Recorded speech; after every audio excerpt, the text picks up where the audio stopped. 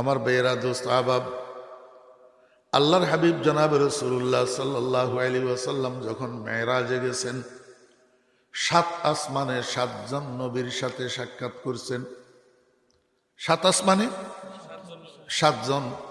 প্রথম আসমানে আদম আলাইহিস সালামের সাথে দেখা, দ্বিতীয় আসমানে ঈসা আলাইহিস সালামের সাথে দেখা, তৃতীয় আসমানে ইউসুফ আলাইহিস সালামের সাথে দেখা, চতুর্থ আসমানে ইদ্রিস আলাইহিস সালামের সাথে দেখা, পঞ্চম আসমানে হারুন আলাইহিস সালামের সাথে দেখা, ষষ্ঠ আসমানে মূসা আলাইহিস সালামের সাথে দেখা, সপ্তম আসমানে ইব্রাহিম আলাইহিস সালামের সাথে দেখা।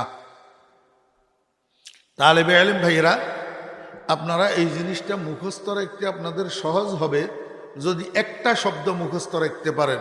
শব্দটা হলো আয়াহুম ইব্রাহিম। আয়াহুম ইব্রাহিম, এই শব্দটার মধ্যে ইব্রাহিমের আগে 6টা বর্ণ আছে। এই 6টা হরফ 6টা নবীর নাম, 6টা নবীর নাম। আয়ার প্রথম বর্ণ আলিফ, আলিফে আদম। দ্বিতীয় বর্ণ আইন, আইনে ঈসা। তৃতীয় বর্ণ ইয়া, ইয়াতে ইউসুফ। চতুর্থ বর্ণ আবার আলিফ, আলিফে ইদ্রিস। পঞ্চম বর্ণ হা, হাতে হারুন। ষষ্ঠ বর্ণ মিম, মিমে মূসা। এটা সামাওয়াতের তরতিবের সাথে বা তরতিব করা হয়েছে।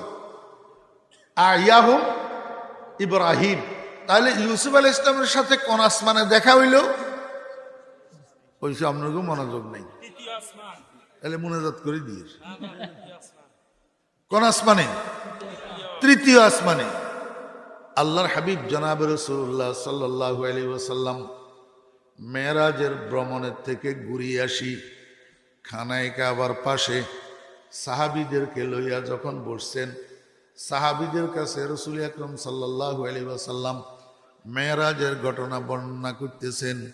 আমার বেয়েরা দোস্ত আহবাব, সাহাবীদের মধ্যেই টলমটল অবস্থা, কেউ বিশ্বাস করে, কেউ করে না।